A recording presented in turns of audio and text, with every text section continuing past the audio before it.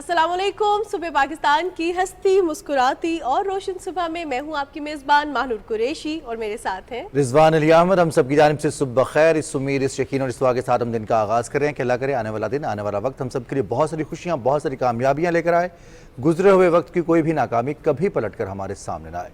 Programme के आगाज़ में कल एक मुश्तरका इजलास हुआ और उस इजलास का एलामिया भी जारी किया गया। वज़ीर-ए-आज़म मोहम्मद शहबाज शरीफ ने उस इजलास की सदारत की, जिसमें फ़लस्तीन के साबिक़ वज़ीर-ए-आज़म इस्माइल हनिया की शहादत के हवाले से पाकिस्तान की जानिब से पुरज़ोर मज़म्मत की गई है। इसके साथ साथ आपको ये भी बता दें कि आज यौम सोग मनाने का ऐलान किया गया है और बाद नमाज जुमा इस्माइल हनिया की गायबाना नमाज जनाजा अदा करने का भी फैसला किया गया है। पाकिस्तान फ़लस्तीन को इमदादी सामान की तरसील जारी रखेगा। आलमी बरादरी से खामोशी तोड़ने और मजलूम फ़लस्तीनियों की नस्ल कुशी करने का फिलफोर मुतालबा किया गया है और ये सारी बातचीत हुई कल वज़ीर-ए-आज़म की ज़ेर सदारत इजलास में। और इसके साथ साथ रिजवान हम देखते हैं कि ये ऑफिशियली सोग का ऐलान किया गया है, ऑफिशियली गायबाना नमाज जनाजा अदा करने का ऐलान किया गया है, लेकिन इसके साथ साथ जो अवाम है they are very much connected with them. और हमने देखा कि वैसे भी पाकिस्तान की अवाम का जो स्टांस है वो सोशल मीडिया के ज़रिए हो या वैसे भी जो गायबाना नमाज जनाजा है वो भी अदा किए गए हैं। पाकिस्तान की जानिब से अवामी सतह पर, हुकूमती सतह पर इस वाक़े की भरपूर मज़म्मत की गई है। पाकिस्तान ने मुतालबा किया है आलमी इदारों से भी कि इस वाक़े के बाद इसराइल को जवाबदेह ठहराया जाए और उसे कानून के गहरे में लाया जाए। पाकिस्तान ने इसकी भरपूर मज़म्मत की है। वज़ीर-ए-आज़म मोहम्मद शहबाज शरीफ की ज़ेर सदारत हुकूमती इत्तेहादी जमातों का मुश्तरका इजलास हुआ और उसके बाद इसका एलामिया जारी किया गया है। आज यौम सोग मनाया जा रहा है इस्माइल हनिया की शहादत के हवाले से। आज बाद नमाज जुमा गायबाना नमाज जनाजा भी अदा की जाएगी। और अब कुछ बात करेंगे हम थोड़ी सी बदलते हुए मौसम के हवाले से। मौसम तब्दील हो रहा है। कल हमने देखा कि जो अगस्त का महीना जैसे ही इसका आगाज़ हुआ तो बारिशों की शिद्दत में काफ़ी ज़्यादा इजाफा हुआ। लाहौर में 44 साल 45 साल रिकॉर्ड टूटा बारिशों का, लेकिन लाहौर की इंतज़ामिया ने बड़ा ज़बरदस्त कारनामा सर अंजाम दिया। चंद घंटों बाद ही लाहौर की सड़कों को साफ़ कर दिया।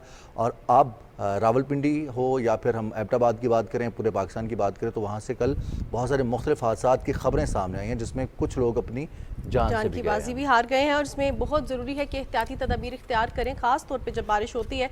हमने देखा रिजवान कल सोशल मीडिया पर एक बहुत अजीब सा ट्रेंड चल रहा था कि लाहौर में पानी खड़ा है और लोग उस पानी में खड़े होकर तस्वीरें खिंचवा रहे हैं और उसको फ़न के तौर पे ले रहे हैं। ये जान की बाजी भी आप हार सकते हैं। ये इतनी खतरनाक चीज़ है कि ऐसे में करंट लगने का खतरा है। ऐसे में अगर मेन होल का ढक्कन नहीं है, बच्चे उसमें गिर सकते हैं, स्विमिंग की जा रही है। ये ऐसी चीज़ें हैं जो कि हमारी अपनी जान को नुकसान पहुंचा सकती हैं। कल भी हमने देखा कि रावलपिंडी में भी एक ऐसा वाक़या पेश आया जिसमें एक जो खातून थी वो स्कूटी चलाते हुए एक नाले में गिर गई। तो थोड़ी सी आपने एहतियात करनी है ताकि ये जो मौसम ऐसा है जिसमें रोड स्लिपरी है, ये मौसम ऐसा है कि अगर पानी खड़ा हुआ है तो आपको नहीं पता कि नीचे ज़मीन है या कोई नदी नाला बह रहा है या पीछे से फ्लो में आ रहा है, तो प्लीज़ एहतियाती तदाबीर इख्तियार करें। लेकिन इसके साथ साथ जहाँ पर हम एहतियाती तदाबीर के हवाले से बात करते हैं तो हुकूमती इदारे भी मुतहर्रिक हैं और आवाम को फैसिलिटेट करने के लिए, आवाम को मुश्किल से निकालने के लिए काम करें। अब ऐसे में खुदा न खास्ता कोई डूब जाए, कोई नुकसान हो जाए तो गोताखोर, ये भी बहुत ज़्यादा इंपॉर्टेंट है। उसके साथ साथ जो है हमारे इदारे, चाहे PDMs हों, चाहे दीगर इदारे हों, हमारा मेट डिपार्टमेंट हो,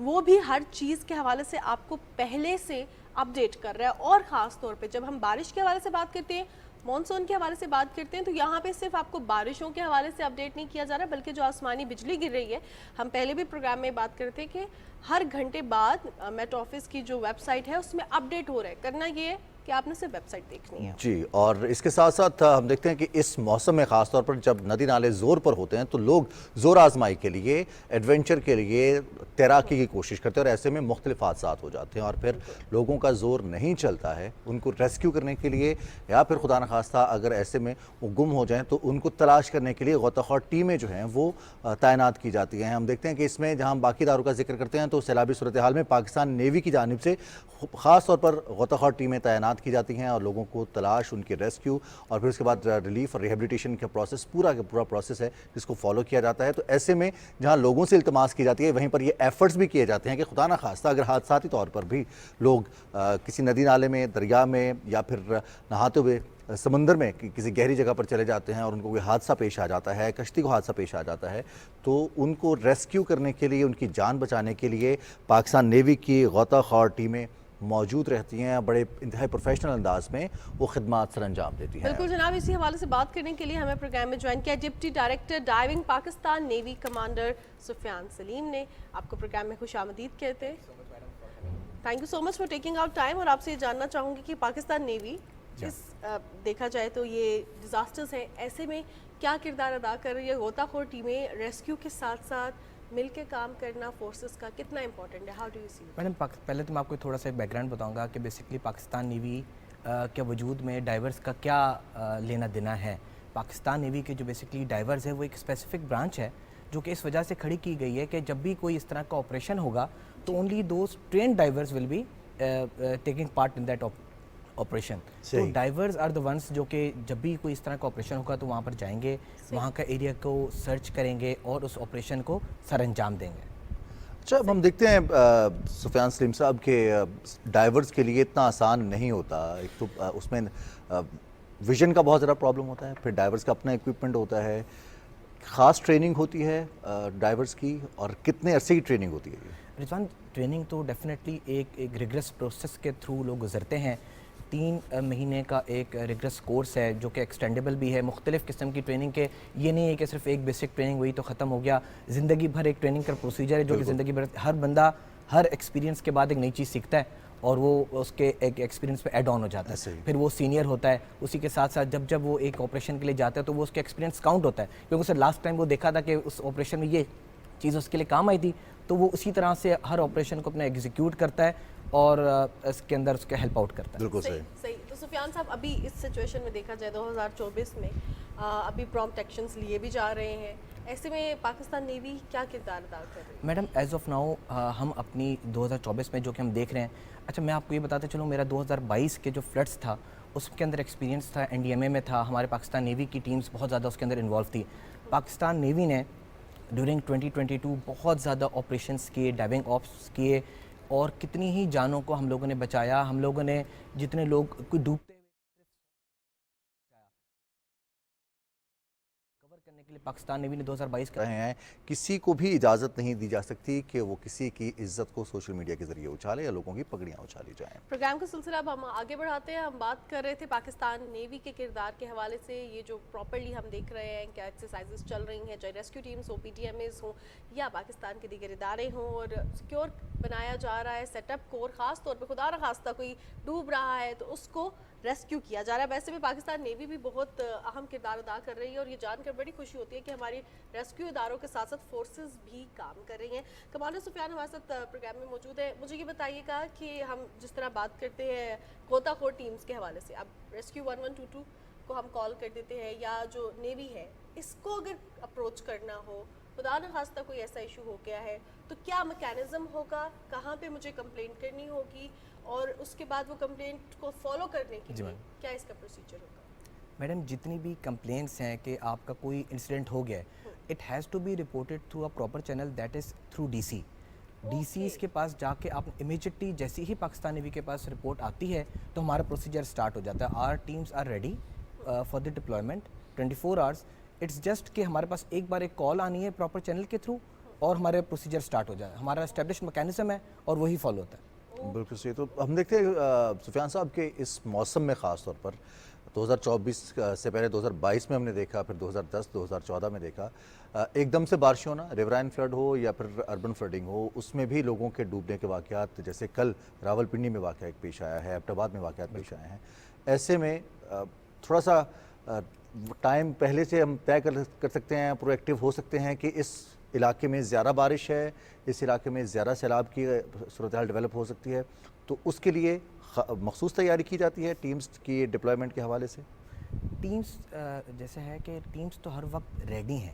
جن علاقوں میں آپ جس طرح بتا رہے ہیں اربن فلڈنگ ہے, ریورائن کے ایشوز آ رہے ہیں, وہ تو ڈیفینیٹلی ہر علاقے کے ایڈمنسٹریشن نے اس کو دیکھنا ہے. ہماری ٹیمز کی جیسی ہی ہمیں یہ پتہ چلے گا کہ ایک بندے کا ایشو ہے, کوئی ایک فیملی کا ایشو ہے, ہماری ٹیمز اس کو جس بھی جگہ پر وہ ایشو ہے اس کو ایڈریس کرنے کے لیے فوراً نکل جائے گی. ہمارا فوکس اس چیز پہ ہوتا ہے کہ کہاں سے کمپلین آ رہی ہے اور ہم نے اس کو ایڈریس کتنی ہی جلدی اس ٹائم فریم پہ کرنا ہے, کیونکہ جو فیملی کا حصہ وہاں پر پریشان ہوتا ہے اس کو ایڈریس کرنا بہت ضروری ہے. اللہ نہ کرے وہ بندہ ڈیڈ ہو, اس کو ریکور کرنا اس کی ڈیڈ باڈی, یا وہ پریشان, وہ کہیں بیچ میں ڈراؤن ہو رہا ہو. لاسٹ ایئر ہم لوگوں نے 11 बंदों को डूबते हुए बचाया था। तो हमारी कोशिश यही होती है कि जल्द से जल्द उस जगह पर पहुंच के जैसी रिपोर्टिंग का मैकेनिज्म अगर शॉर्ट हो जाए तो हम बंदों को जल्द से जल्द रिकवर करें, और अगर अल्लाह ना करे वो डूब चुके हैं तो उनको जल्द से नीचे से रिकवर किया जाए ताकि उनके फैमिली को सुकून हासिल हो सके। बिल्कुल सही। तो सुफियान साहब, आप लोगों की जो गोताखोर टीम्स हैं ये कहाँ कहाँ पे मौजूद है पाकिस्तान? मैडम ओवरऑल पाकिस्तान में हमारी टीम्स डिप्लॉयड हैं। जस्ट टू बी मतलब स्पेसिफिक, हमारी कराची में टीम्स हैं, हमारी सक्खर में टीम्स हैं, हमारी इस्लामाबाद में हैं, हमारी मतलब ऑल ओवर पाकिस्तान है। इट्स जस्ट के जहाँ से भी हमारी टीम्स की रिक्वेस्ट आती है, जैसे उरमारा में है, गवादर में है, तो मतलब जहाँ पर भी ऑल ओवर पाकिस्तान होगी, हम हर जगह पे हमारी टीम्स डिप्लॉयमेंट के लिए रेडी है। हमारे डाइवर्स रेडी हैं और वो मैडम दिन और रात लगा देते हैं, बहुत मेहनत करते हैं अपने एक ही प्रोफेशन पे, और डाइवर्स का बहुत ही एक मेहनती अदारा है जो कि इसी काम पर है कि जहाँ पर भी कोई इंसिडेंट हो वो लोगों को बचा सके, उनका यही फोकस होता है। और हम देखते हैं सुफियान साहब कि अक्सर पानी बहुत गहरा होता है, पानी की जो रफ्तार है, जो शिद्दत है, बहुत ज़्यादा होती है। कितनी गहराई तक जा सकते हैं पाकिस्तान नेवी के जो डाइवर्स हैं? हमारे ओवरऑल जो डेप्थ है वो अप टू 60 मीटर्स तक के जो ऑपरेशंस हैं वो हमारे डाइवर्स जो है वो कैरी आउट करते हैं। अच्छा। उसका एक अपना मैकेनिज्म है कि जैसे ही हमें रिपोर्ट होता है कि भाई आपका एक इंसिडेंट रिपोर्ट हो गया, उसके लिए अब हम क्या करेंगे। सबसे पहले तो टीम का उस जगह पे जल्द से जल्द पहुंचना, वहाँ पर जाके उसका सर्वे करना कि उस एरिया में क्या उसके इश्यूज़ हैं, फिर वहाँ पे पोटेंशियल हैज़र्ड्स क्या हैं, वहाँ की रिस्क असेसमेंट को कैरी आउट करना, और फिर फॉलोड बाय एक तवील प्रोसेस है उसका डाइविंग का, प्लानिंग का। उसको प्लानिंग के प्रोसेस को हम एग्जीक्यूट करते हैं, followed by the practical operation. बिल्कुल सही सही। तो अब ऑब्वियसली ऑपरेशन के दौरान कुछ मुश्किलात का सामना भी पेश जो है वो आ जाते हैं, तो क्या मुश्किलात का सामना, क्या ऐसी मुश्किलात होती हैं जो उनको डील करना पड़ता है, और ख़ास तौर पे अवाम की तरफ से भी कि वो किस तरह आपके साथ जो है कोऑपरेट करते हैं? समटाइम्स जो है लोग ज़्यादा पैनिक हो जाते हैं, लोग ज़्यादा जमा हो जाते हैं, एक बंदा मुश्किल का शिकार है और उसके पास कोई 100 लोग खड़े हो, बिल्कुल ऐसे। तो उसको कैसे टैकल करते हैं? मैडम वैसे ये आपने बड़ा पॉइंट हाईलाइट किया है, इंपॉर्टेंट पॉइंट है, और ये बात लोगों को समझने की ज़रूरत है कि जब भी कोई इस तरह का हो तो उन लोगों को अपना काम करने दे जो कि एक अदारा वाला है। लेकिन मैडम वो लोग बेचारे परेशान होते हैं, उनका हम लोग दुख दर्द समझते हैं कि लोगों ने अपना कोई करीबी खोया है, तो लेकिन मेजॉरिटी ऑफ द केसेस लोग समझदार हैं। अब लोगों में वो आ चुका है, समझ आ चुकी है, और लोग पीछे हट जाते हैं और उनको हम लोग समझा देते हैं कि प्लीज़ हमें अपना काम करने दें ताकि हम आप ही के जो इंसिडेंट उसको हम लोग कैटर कर सकें। और लोग अभी माशाल्लाह से हमें जगह देते हैं, हमारे लिए जगह बनाते हैं और बहुत रिस्पेक्ट करते हैं। उनको पता है कि पाकिस्तान नेवी आ चुकी है, तो वो जो भी इंसिडेंट अब उसी को एड्रेस करने के लिए आई हुई है, तो लोग अल्हम्दुलिल्लाह रब्बिल आलमीन बहुत इज्जत देते हैं, और हम भी अपना काम बहुत समझदारी से और दिल लगा कर करते हैं, और उनका जो भी चीज़ होती है उसको एड्रेस करते हैं। सही। तो ये जो मुश्किलात की बात कर रहे हैं, अक्सर हम देखते हैं कि हादसा हो गया, उसमें जो रिकवरी है लोगों की, वो कोशिश ये की जाती है कि वो ज़िंदा किसी की जान बचाई जा सके, लेकिन अगर खुदा न खास्ता किसी की हलाकत होगी तो उसकी डेड बॉडी को रिकवर करने के लिए समटाइम्स ऑपरेशन 2-2 दिन तक चलते हैं तलाश करने के लिए। ऐसी कौन से ऑपरेशन होते हैं, मुश्किलात होती हैं? क्योंकि आम लोगों को तो ये लगता है कि पानी है, डूब गए हैं तो वहीं से तो निकालना है, इतना टाइम कैसे लग रहा है? आपकी बात बिल्कुल ठीक है, लोगों को यही लगता है। असल में कुछ ऐसी, अब फास्ट फ्लोइंग वाटर है, सबसे पहले तो हमने ये असेस करना है कि उस फास्ट फ्लोइंग वाटर के अंदर डेप्थ कितनी है। अगर डेप्थ है, फास्ट फ्लोइंग है, तो क्या नीचे पत्थर तो नहीं है? उस पत्थर को देखना है कि अब उन पत्थरों के अंदर कोई ऐसी जगह पे तो नहीं है जहाँ पे एक चोक पॉइंट है जहाँ पे डेड बॉडी फंस चुकी है। अगर हम डैम की बात करें तो डैम में अब वेजिटेशन होती है, अंदर से ग्रोथ होती है, तो क्या वहाँ पर तो डेड बॉडी नहीं फंस गई है? तो ये तमाम चीज़ों का आइडिया लगाना, उसके जिस तरह मैंने आपको मैकेनिज्म बताया था कि फर्स्ट स्टेप है कि हम लोग उसको एरिया का सर्वे करते हैं और इन पोटेंशियल हैज़र्ड्स को देखा जाता है, तो उन जगहों को आइडेंटिफाई भी करना, ये भी उसका एक स्टेप है कि कौन से ऐसे चोक पॉइंट्स है कि जहाँ पर अगर कोई पानी का फ्लो वाला है, वो कहाँ पर डेड बॉडी फंसी हुई, तो उसका हमें पूरा आइडिया करना, उस एरिया की मैपिंग करना वो बहुत ज़रूरी है। और वो अपने एक्सपीरियंस के हिसाब से अल्हम्दुलिल्लाह हम लोग कर लेते हैं, और वहाँ से फिर डेड बॉडी जिस तरह हमने बताया कि 2-2 दिन लग जाते हैं, तो डेफिनेटली वो फास्ट फ्लोइंग वाटर में कभी इस तरह होता है कि 2-2, 3-3 किलोमीटर बॉडी आगे जा चुकी होती है, या 10-15 किलोमीटर बॉडी आगे जा चुकी थी, तो उसको इन इलाकों से हम लोग उसको फिर देखा जाता है। बिल्कुल सही। तो सुफियान साहब, आपके पास जिस तरह की कंप्लेंट्स आती हैं, तो आप लोग ये भी देखते हैं कि कहाँ कहाँ पे नेग्लिजेंस है आवाम की तरफ से, ख़ास तौर पे जो सियाहती मकामात पर आवाम जाती है, वाटरफॉल्स में जा रहे हैं, ऐसे मकामात पर जब जाते हैं तो कहाँ पे गफलत होती है? तो ऐसा कोई इमरजेंसी केस? मैडम ये बहुत ही एक बड़ा सवाल है जिसको मेरे ख्याल से हम एड्रेस तो नहीं कर पाएंगे, लेकिन ये ज़रूर मैं कहना चाहूँगा, मतलब एक मैसेज देना चाहूँगा कि हर जो हमारे फैमिली के बड़े हैं उनका फ़र्ज़ है कि वो अपने बच्चों को समझाएं और उनके साथ रहें, अपना सेफ्टी गियर अपने पास रखें और उनको अनअटेंडेड ना छोड़ें, क्योंकि हम जैसे ही अनअटेंडेड छोड़ते हैं और अपना जहन का वो जो मिस एडवेंचर है ना, وہ لیڈ کرتا ہے ٹورڈز انسیڈنٹ. تو مس ایڈونچر نہیں کرنا, خیال رکھنا ہے, محتاط بیہیویئر رکھنا ہے اور بچوں پہ فوکس کرنا ہے. چھوٹے بچے ہیں, مستیاں کرتے ہیں, تو ان کو ہم لوگوں نے دیکھنا ہے تاکہ اللہ نہ کرے وہ ہماری آنکھوں سے اوجھل نہ ہو جائے, جو کہ ایک انسیڈنٹ کی طرف جائیں. تو مین چیز یہ ہے کہ مس ایڈونچر نہیں کرنا. جب بھی ہم لوگ جا رہے ہیں خیال سے جائیں, آرام سے جائیں اور ایک محبت والے طریقے سے جائیں. آپ کی موجودگی کا فائدہ اٹھاتے ہوئے اپنے ناظرین کو ہم یہ بتاتے چلیں کہ سیلاب کی صورتحال ہو یا پھر خشک سالی کی صورتحال ہو, پاکستان کے دور دراز علاقوں میں نہ صرف غوطہ خور ٹیمز بلکہ پاکستان نیوی کی جانب سے میڈیکل کیمپس کا انعقاد کیا جاتا ہے, جہاں پر لوگوں کو دوائیاں, ان کی طبی امداد کی جاتی ہے. پھر اس کے ساتھ ساتھ جب خشک سالی ہوتی ہے مانور, تو وہاں پر لوگوں کے لیے خوراک کا انتظام بھی کیا جاتا ہے. تو یہ پاکستان کے وہ ادارے ہیں جو کہ لوگوں کو سہولیات فراہم کرنے کے لیے, ان کی خدمت کرنے کے لیے ہر دم تیار ہیں, ان کی حفاظت کے ساتھ ساتھ ان کی خدمت کے لیے بھی تیار ہیں. اب دیکھتے ہیں سفیان صاحب ہم کہ یہ جو مس ایڈونچر ہوتا ہے اس میں لوگوں کو شاید یہ لگتا ہے کہ ان کے پاس سکل ہے, ان کو تیراکی آتی ہے تو وہ کہیں پر بھی تیر سکتے ہیں. سوئمنگ پول میں تیرنا اور دریا کے مخالف سمت میں تیرنا یا دریا کے میں بہتے ہوئے ندی میں, تو یہ کہاں پر کیلکولیشن غلط ہو جاتی ہے؟ کیا مشورہ دیں گے لوگوں کو کہ اگر وہ تیاری بھی کرنا چاہتے ہیں, تیراکی بھی کرنا چاہتے ہیں, شوق پورا بھی کرنا چاہتے ہیں, تو اس کے لیے جگہ موجود ہیں, دریاؤں کا یا ندی نالوں کا رخ نہ کریں؟ رضوان, بیسکلی جو مارکڈ ایریاز جو ہے نا, صرف ان میں جانا چاہیے جو آپ کے ریچ میں ہو. جیسے ہی جو آپ نے بیسکلی مس ایڈونچر یہی ہے کہ ابھی پانی میرے یہاں تک آ سکتا ہے, میں پورے منہ سے اوپر چلا جاتا ہوں, اب یہ مس ایڈونچر ہے. آپ کو اب جب تک تیراکی, سوئمنگ پول میں تیراکی کرنا ایک چیز ہے, ایک پانی کے فلو والی جگہ پر سوئمنگ کرنا ایک چیز ہے. پھر یہ کہہ دینا کہ آئی ایم اے سوئمر, بالکل ٹھیک ہے, you are a very good swimmer, لیکن اس پہ عبور حاصل کرنا, تو وہ جو ڈائیورز ہیں وہ ان کے پاس وہ سکل ہوتی ہیں, وہ ایک پراپر سیٹ آف ٹریننگ سے گزرتے ہیں اور اس کے بعد ان کو ایک اس سے سمبل سے کہا جاتا ہے کہ دے آر ڈائیورز. تو اس کے پیچھے ایک پورا ایک میکینزم ہے, ایک ٹریننگ میکینزم ہے, ایک پوری ہسٹری ہے. تو یہ سمجھ جانا کہ میں ایک سوئمر ہوں, یہ اچھی بات ضرور ہے اور یہ بہت آپ کا ہر بچوں کو سوئمنگ سکھانے بھی چاہیے, لیکن محتاط بیہیویئر رکھنا بھی بہت ضروری ہے, کیونکہ جہاں پر ہم یہ سمجھ بیٹھیں کہ وی آر دی بیسٹ, تو وہاں پر جو ہے نا پھر یہ انسیڈنٹس ہونا شروع ہو جاتا ہے. صحیح. تو سفیان صاحب ایٹ دا اینڈ کیا پیغام دینا چاہیں گے ہمارے دیکھنے والوں کو؟ یہی پیغام ہے کہ ہمیشہ اپنا خیال رکھیں, اپنے قریبی لوگوں کو ساتھ ساتھ لے کے چلیں. کبھی یہ نہ سمجھیں کہ ہم جو ہیں ساری چیزوں کا ہم لوگ عبور حاصل کر چکے ہیں.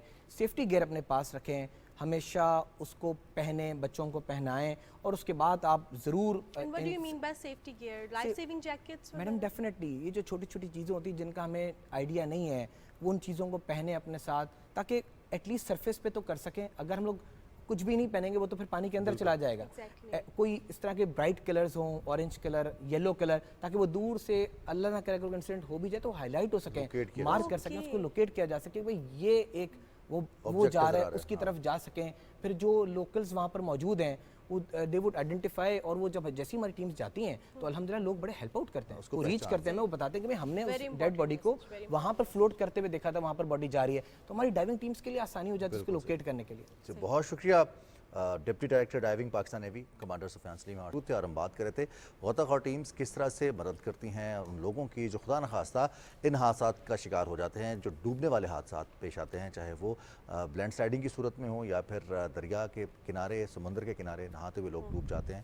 تو اللہ تعالیٰ سب کو محفوظ رکھے, لیکن اس میں ہمارا فرض بھی یہ بنتا ہے کہ ہم دوسرے لوگوں کو سمجھائیں بھی اور خود بھی اس پر عمل کریں, کیونکہ احتیاط کرنا بہت زیادہ ضروری ہے. اب بات کرتے ہیں کچھ اگست کی, اور اگست ہے اور ہم بات کرتے ہیں جب بھی اگست کی تو مائنڈ میں آتی ہے ہماری آزادی کا دن, ہمارے یوم آزادی. لیکن جب ہم یوم آزادی کے حوالے سے بات کرتے ہیں یا تحریک آزادی کے حوالے سے بات کرتے ہیں تو قرارداد پاکستان ایک اہم اس میں کردار ادا کرتی ہے. لیکن جب قرارداد پاکستان منظور ہوئی 1940 میں 23 مارچ کو, تو اس وقت کی عوام کے جذبات کیا تھے کہ ہمیں ایک الگ وطن ملے گا, ایک ایسی جگہ ملے گی جہاں پہ ہم اپنی زندگی کو آزادی سے گزار سکیں گے. اس حوالے سے ہمارے پاس رپورٹ ہے اور آئیے آپ کو وہ رپورٹ دکھاتے ہیں.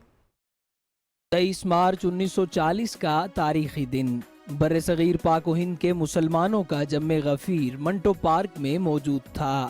دل میں آزادی کی امنگ, لب پر الگ وطن کی صدائیں, جوش و جذبے سے سرشار بچے بوڑھے جوان سبھی سٹیج پر موجود قائد اعظم کے تاریخی خطاب کو سننے کے لیے بےتاب تھے. جہاں مولوی فضل الحق نے الگ وطن کی قرارداد پیش کی جسے منظور کر لیا گیا. یہی وہ قرارداد تھی جو اس جد و جہد اور تقسیم کے بعد قرارداد پاکستان کے نام سے مشہور ہوئی.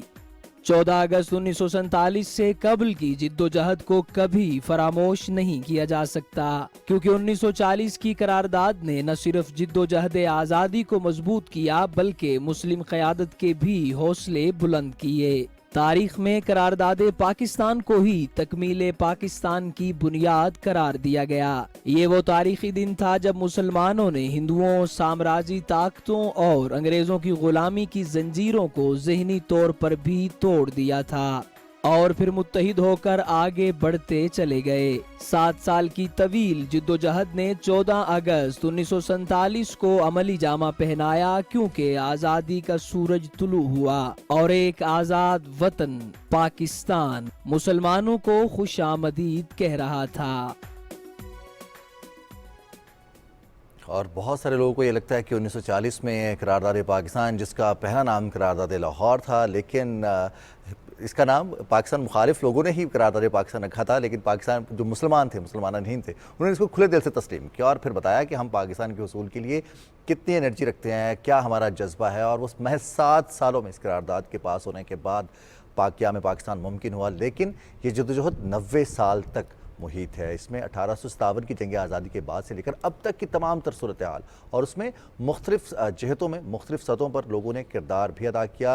वो हमारे दानिश्वर हों, हमारा एकेडमिया हो, या फिर इसके अलावा हमारी लीडरशिप हो, उनकी जानिब से जो किरदार अदा किया गया वो इंतहाई अहमियत का हामिल है। बिल्कुल जनाब, और इस पर बात करने के लिए हमें शायर और दानिश्वर इफ्तिखार आरिफ साहब ने ज्वाइन किया। वी आर सो ऑनर्ड कि उन्होंने आज हमारे प्रोग्राम के लिए वक्त निकाला। इफ्तिखार साहब, प्रोग्राम में आपको खुशामदीद कहूँगी और आपसे ये जानना चाहूँगी, जब हम तहरीक आज़ादी के हवाले से बात करते हैं तो करारदाद पाकिस्तान बहुत अहमियत की हामिल है। आप कैसे देखते हैं इसे, उस वक्त के जज्बे को अगर आप कुछ बताना चाहें, और ख़ास तौर पे उस वक्त जब एक उम्मीद जागती है कि अपना एक अलग वतन होगा, ये कितना ज़रूरी है एक उम्मीद का होना अलग वतन के लिए, आज़ादी के लिए, या किसी भी चीज़ के हसूल के लिए?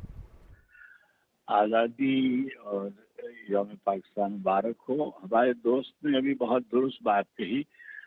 1940 करारदाद पाकिस्तान यानी अल्लामा इकबाल के खुतबे की रोशनी में जब कायद आज़म ने 1947 में हक वतन लेकर हमें दिया, मगर ये तहरीक इन्हीं 7 बरसों को मुहित नहीं थी।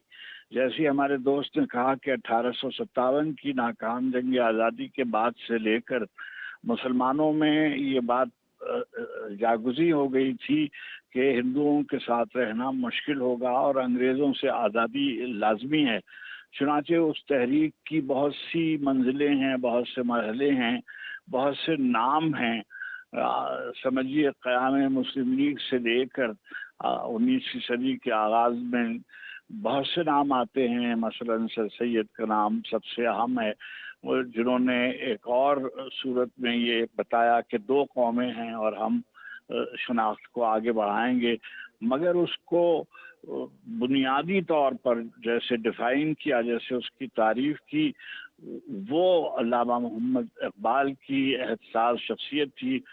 दुनिया में शायद ही कोई और शायर और मुसव्विर कौम होगा जिसने इतनी बड़ी ममलकत का ख्वाब देखा, और उन्होंने सबसे पहले इस बात को कहा कि हमें एक अलहदा ममलकत चाहिए जहाँ इस्लामियान हिंद जो हैं वो अपनी मर्जी के मुताबिक अपने दीन की रोशनी में अपनी ज़िंदगी गुजार सकें। अलहदा जगह, अलहदा मकाम, अलहदा ज़मीन का मुतालबा अल्लामा मोहम्मद इकबाल के खुतबे से बिल्कुल वाज़े होता है। अच्छा, अब बाज़ लोग और जिसमें मौरख़ीन भी शामिल हैं और अपने पराए, वो ये बात कहते हैं कि जैसे एक दिन में ये सब हो गया, और अल्लाह माफ़ करे तारीख से बदबयानती करते हैं कि अंग्रेज़ों ने हमें नवाजा और वगैरह वगैरह। कायद आज़म की सारी जिद्दोजहद जो है वो आपके सामने है। वो एक बहुत ही कॉन्स्टिट्यूशनल आदमी थे। उन्होंने 2 टूक अपने लफ्ज़ों में ये बात बयान कर दी थी कि वो पाकिस्तान से कम किसी बात पर राज़ी नहीं होंगे। चुनाचे तमाम हेडिंग्स के बावजूद, तमाम मवाने के बावजूद उन्होंने इतनी कम मुद्दत में एक हमें बड़ा वतन लेकर दिया। اور اللہ کا شکر ہے کہ ہم ایک آزاد مملکت میں سانس لے رہے ہیں. اچھا، جیسے ابھی انہوں نے کہا، یہ بہت کم لوگ جانتے ہیں کہ یہ جو قرارداد پاکستان کا جو لفظ ہے، یہ جو قرارداد جب پیش کی گئی لاہور میں، اس کے دوسرے دن تیسرے دن جو اکثریت کے جو اخبارات تھے اس میں اس کو قرارداد پاکستان کے نام سے موسوم کیا، جیسے یہ ایک منشاء الہی تھی کہ سامنے آ کر رہی، اور اس وقت سے پھر تحریک پاکستان کا نام تحریک پڑا، اور 1947 تک جس کا سفر جاری رہا. مگر وہ سفر ختم نہیں ہوا. یہ جو پاکستان ہے یہ ایک منزل تھی، اور اس کو اور آگے جانا تھا. اسلامیان ہند کو ایک اور ضابطۂ حیات کے تحت زندگی گزارنی تھی، ایک آزاد اسلامی ملک. علامہ محمد اقبال نے ایک لفظ کوائن کیا تھا اسپریچول ڈیموکریسی کا، کہ ڈیموکریسی ہوگی، جمہوریت ہوگی، اور اس کے روحانی تناظر میں رکھ کر اس کے فیصلے کیے جائیں گے. اچھا، اب ظاہر ہے کہ اس ملک کی تاریخ جو ہے وہ بالکل مستقیم نہیں ہے، اس میں نشیب و فراز آتے رہے ہیں، لیکن تمام عوام جو ہیں، میں ایک جملہ آپ کی اجازت سے دے کر کہنا ضرور چاہوں گا کہ کبھی کبھی آج کل میں دیکھتا ہوں سوشل میڈیا میں کہ جو مسلمات پاکستان ہیں، جو باتیں تحریک پاکستان سے بہت پہلے سے طے ہوتی گئی ہیں، جو شخصیات پہلے سے ہمارے لیے محترم اور معتبر اور مستند اور رہنما ٹھہرائے گئے ہیں، ان کے بارے میں سوال اٹھائے جاتے ہیں. ظاہر ہے کہ ہمیں اثر نو ان سوالوں پہ ضرور غور کرنا چاہیے. ہر نسل کو اپنی تحریک کے تناظر کو ضرور دیکھنا چاہیے، مگر اس کشادہ دلی میں اچھا ایک اور بات کہ اس ملک کی اکثریت جو غریب عوام جنہیں ہم کہتے ہیں، جو ہمارے دوسرے طبقے ہیں، جنہیں پوری رعایتیں زندگی کی حاصل نہیں ہیں، سہولتیں زندگی کی حاصل نہیں ہیں، انہوں نے کبھی بھی پاکستان کی بقا کے سلسلے میں، پاکستان کی حفاظت کے سلسلے میں، پاکستان کے وجود کے بارے میں، پاکستان کے رہبروں کے بارے میں بجز عقیدت کے اور تعلق خاطر کے اور ان سے اپنے پیمان کی اور اپنے عہد کی استواری کے کبھی کوئی بات نہیں کی. یہ مراعات یافتہ طبقہ جو ہے، جس کی پاکستان سے وفاداریاں ظاہر ہوں گی ضرور، ہم اس پہ سوال نہیں اٹھاتے، مگر ان کے مفادات کی دنیا یہاں بھی ہے اور ملک سے باہر بھی ہے. چنانچہ اس کو دیکھنا چاہیے، اور ہمیں یہ دیکھنا چاہیے کہ یہ جو سوشل میڈیا ہے خاص طور پر، اور میں اس کو دیکھتا ہوں، مجھے زیادہ وقت ملتا ہے اب اس سے استفادے کی. قطع کلامی کی معذرت چاہوں گا ایڈوانس میں آپ سے. بات یہ ہے کہ اس وقت جس نازک دور سے ہم گزر رہے ہیں، آپ نے خود ذکر کیا کہ اس نوجوان نسل کے پاس سوال زیادہ ہیں اور ان کے سوال ان کو جواب ملنے چاہیے، تو اب ہمارے اہل علم، اہل دانش کی کتنی بڑی ذمہ داری ہے کہ وہ تحریک پاکستان کے حوالے سے، پاکستان کی تاریخ کے حوالے سے، قیام پاکستان کے پہلے سے بھی جو ہمارے رہنما ہیں، جنہوں نے ہمارے اسلاف کی قربانیاں ہیں، ان اسلاف کے حقائق کے حوالے سے، ان کی قربانیوں کے حوالے سے اس نوجوان نسل کو آگاہی دی جا سکے. بالکل آپ صحیح کہہ رہے ہیں، مگر اس کے لیے ہمیں دیکھیے مطالعات پاکستان جس کو ہم کہتے ہیں ایک سبجیکٹ کے طور پر، اس کی اثر نو تدوین و ترتیب ہونی چاہیے، اس پہ غور کیا جانا چاہیے، اور اس میں تمام نقطہ نظر کے لوگوں کو شریک کرنا چاہیے. وہی لوگ ہیں جو اس طرح کے، جب تک نصاب تعلیم درست نہیں ہوگا، جب تک بچوں کو شروع سے تعلیم کی ضرورت ہے، اور وہ جس کو دیکھیے باقاعدہ یہ جو سبجیکٹ ہے جس کو آپ مطالعہ پاکستان کہتے ہیں، یہی مارز خطر میں ہے اور اختلاف کی صورت بن رہا ہے.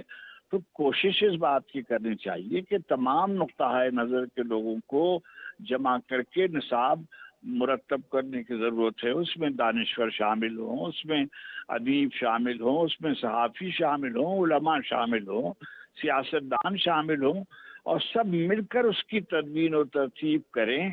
میں سمجھتا ہوں کچھ منتخب لوگوں کو یہ کام سپورٹ کر کے بے نیاز نہیں ہو جانا چاہیے.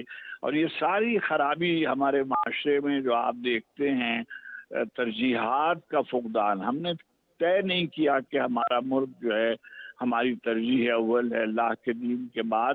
ہر شخص کا جو دیکھیے حکومتیں بدلتی رہتی ہیں, حکومتوں سے وفاداری اور چیز ہوتی ہے, مگر اپنی ریاست سے وفاداری جو ہے وہ ہر قیمت پر اور ہر صورت میں ہوتی ہے. مگر وہ جبھی ہوتی ہے جب آپ کی نظریاتی سرحدیں, جسے ہم کہتے ہیں بار بار کلیشے کے طور پر استعمال کرتے ہیں, مگر ان کو صحیح معنی میں ڈیفائن نہیں کیا گیا.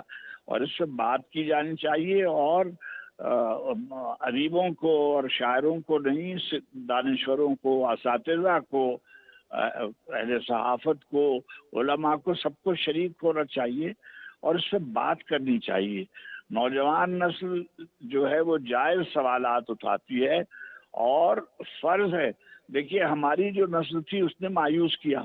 قیام پاکستان کے بننے کے بعد لوگ جو تھے وہ دوڑ پڑے رعایتیں اور سہولتیں زندگی کی حاصل کرنے کے لیے.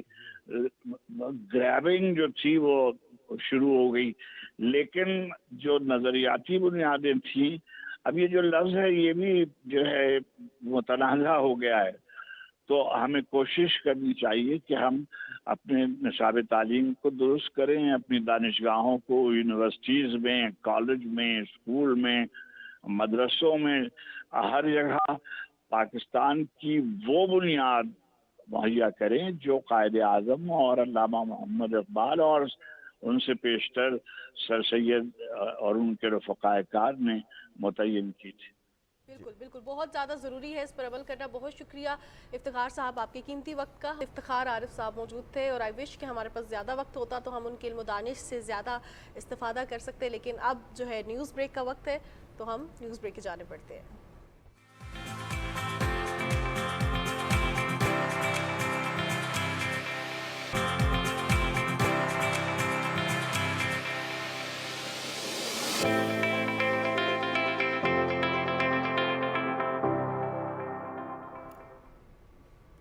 جی جناب, صبح پاکستان میں آپ کو ایک بار پھر خوش آمدید کہتے ہیں, اور ابھی ہم برتھ ڈے وش کرنے جا رہے ہیں ایک بہت پیاری سی بچی کو جس کا نام ہے زینب عدنان, اور زینب عدنان کی آج 7th برتھ ڈے ہے. آپ کو سالگرہ. ویری ہیپی برتھ ڈے زینب. اور زینب نے اتنی پیاری سی ڈال والا کیک جو ہے وہ کٹ بھی کیا, اور آپ دیکھ سکتے ہیں زینب کی پکچر اسکرین پر. زینب, ہماری طرف سے آپ کے لیے بہت ساری نیک تمنائیں, بہت ساری دعائیں. اللہ تعالیٰ آپ کی پوری زندگی میں بھرپور خوشیاں عطا کرے آپ کو, آپ ایسی ہستی مسکراتی رہیں اور زندگی میں کامیاب ہوں. ابھی تو خیر بچپن ہے, اور بچپن کے بھرپور آپ جو بچپن کا وقت ہوتا ہے نا, اس کو ہم سب چاہتے ہیں کہ واپس آ جائے. بہرحال جی, اب کچھ بات کریں گے ہم یوم استحصال کشمیر کے حوالے سے. 5 اگست 2019 کو بھارت نے غاصبانہ طور پر مقبوضہ کشمیر میں جس کی خصوصی حیثیت تھی اس کو ختم کرتے ہوئے آرٹیکل 370 اور 35A کو منسوخ کر دیا, جس کے بعد مقبوضہ کشمیر کی خصوصی حیثیت کو, متنازع حیثیت کو بھارت نے تسلیم کرنے سے انکار کر دیا, لیکن پوری دنیا اس کو تسلیم کیے ہوئے ہے. اور ہم دیکھتے ہیں کہ کشمیری بہن بھائی اب آزادی کے لیے جو جدوجہد کر رہے ہیں وہ پوری دنیا پر واضح ہے. بالکل جناب, اسی حوالے سے بات کرنے کے لیے ہمیں سینئر حریت رہنما شیخ عبد المتین صاحب نے جوائن کیا ہے. شیخ عبد المتین صاحب پروگرام میں آپ کو خوش آمدید کہتے ہیں, اور آپ سے یہ جاننا چاہوں گی یوم استحصال کشمیر نہ صرف پاکستان میں بلکہ پوری دنیا میں منایا جاتا ہے, جہاں جہاں پہ پاکستانی, جہاں جہاں پہ کشمیری بستے ہیں.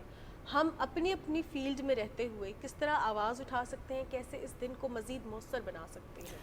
دیکھیں 5 اگست 2019 میں بھارت نے ایک دفعہ پھر مقبوضہ کشمیر میں شب خون مارا ہے, اور اپنے آئین میں دی گئی آرٹیکلز 370 اور 35 کو ایبریگیٹ کیا گیا. حالانکہ کشمیریوں کی اصل میں جو جدوجہد ہے, کشمیریوں کی جو اصل میں منزل ہے وہ ہے آزادی کی, لیکن بھارت کے جو یہ مذموم عزائم ہے وہ یہ ہے کہ کشمیر کی ڈیموگرافی کو چینج کیا جائے, اور اس حوالے سے انہوں نے عملی اقدامات بھی اٹھائے ہیں. اس حوالے سے جو غیر ریاستی باشندے ہیں ان کو ڈومسائل دی گئی ہے, ہماری ریسورسز پہ جو ہے قبضہ کیا گیا ہے, ہماری پراپرٹیز پہ وہاں پہ سیز کیا گیا ہے. بلکہ حال ہی میں چند دن پہلے ہمارے APIC کے ایک ممبر ہے کفایت رضوی صاحب, ان کی پراپرٹی کو بھی اٹیچ کیا گیا ہے. یعنی یہ جو دن ہے یوم استحصال, پہلے تو ہم حکومت پاکستان اور عوام پاکستان کا شکریہ ادا کرنا چاہتے ہیں کیونکہ وہ کشمیریوں کے ساتھ اظہار یکجہتی کے لیے یہ اس دن کو مناتے ہیں. تو اس لیے یہ جو 5 اگست ہے یوم استحصال منایا جا رہا ہے, نہ صرف کشمیری بلکہ جو پاکستانی ہے جہاں بھی دنیا بھر میں موجود ہے, پاکستان میں ہے, آزاد کشمیر میں ہے, اس دن کو منایا جاتا ہے. تو اس کی بنیادی مقصد یہ ہے کہ یہ جو 5 اگست ہے, بھارت کا جو دعویٰ تھا کہ 5 اگست کو کہ اس اقدامات سے کیا ہوگا, امن ہوگا, دودھ اور شہد کی نہریں جو ہے بہہ جائے گی. ابھی آپ نے ہیومن رائٹس واچ کے جو گنگولی صاحب ہے انہوں نے ایک ابھی رپورٹ پیش کی ہے, انہوں نے کہا ہے کہ 5 اگست کے اقدام کے بعد جو ہے وہاں پہ اسی طرح جو ہے وہاں پہ پابندیاں بدستور جاری ہے. تو اس لیے کشمیریوں کے جو ہے جدوجہد ہے جو ہمیں سمجھنا ہے وہ ایک حق پہ مبنی ہے. کشمیریوں کی جدوجہد کا ایک جواز ہے کیونکہ اقوام متحدہ میں قراردادیں موجود ہے اور کشمیریوں سے کہا گیا ہے کہ آپ کو اپنے استصواب رائے کا حق دیا جائے گا. لیکن آج تک بھارت نے مطلب نہ طاقت کے بل بوتے پہ ہمارے کشمیر پہ قبضہ کیا ہوا ہے. شیخ صاحب, ہم دیکھتے ہیں کہ 5 اگست ہو یا پھر 5 فروری ہو, پاکستان کے عوام, حکومت پاکستان, ریاست پاکستان اپنے کشمیری بہن بھائیوں کی ہر طرح سے ان کی اخلاقی, سیاسی, سفارتی حمایت جاری رکھے ہوئے ہے. اب بھارت کا چہرہ تو پوری دنیا کے سامنے آ گیا. یوم استحصال پر ایسا کون سا پروگرام ہے کہ ہم مزید دنیا کو یہ پیغام پہنچائیں کہ سب سے بڑی جیل میں تبدیل کر دیا گیا ہے مقبوضہ کشمیر کو بھارت کی جانب سے؟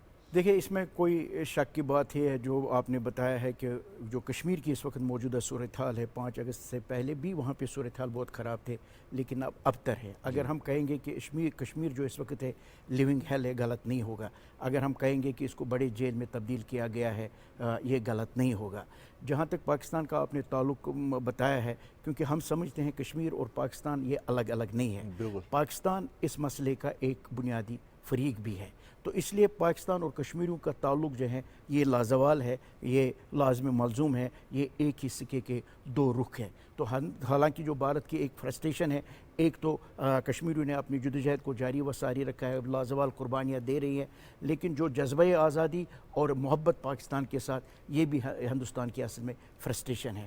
جہاں تک تعلق ہے تحریکوں کا, وہاں پہ ٹائم لگتا ہے, کسی کو 10 سال لگتے ہیں, کسی کو 50 سال لگتے ہیں, لیکن آخر کار جو تحریک حق پہ مبنی ہوتی ہے وہ اپنی منزل پال لیتی ہے. تو انشاءاللہ کشمیریوں کی جو تحریک ہے جس میں یہ لازوال قربانیاں ہیں یہ ضائع نہیں ہوگی اور کشمیری جو ہے اپنی منزل کو انشاءاللہ حاصل کر کے رہیں گے انشاءاللہ. لیکن ہم دیکھتے ہیں کہ جو بھارت اس کا امیج پوری دنیا میں بنانے کی کوشش کر رہا ہے, جو کہ ناکام کوشش ہے, اور اس کا اصلی چہرہ پوری دنیا کے سامنے آ رہا ہے. جس طرح ظلم و ستم کیا جا رہا ہے کشمیریوں پر, بھارت یہ دکھا رہا ہے کہ وہاں پہ بہت ترقی کی جا رہی ہے. وہاں پہ کانفرنسز کرا کے بھی دنیا کے سامنے یہ شو کر رہا ہے کہ ہم بہت امن پسند قوم ہے. حالانکہ دنیا سے ان کی حقیقت ڈھکی چھپی نہیں ہے, نہ صرف کشمیر میں بلکہ بھارت کے اندر بھی. ہم دیکھتے ہیں صرف مسلمانوں کے ساتھ نہیں, ہم دیکھ رہے ہیں کہ سکھوں کے ساتھ ہوں, کرسچنز ہوں, ان کے ساتھ ظلم و زیادتی جاری ہے.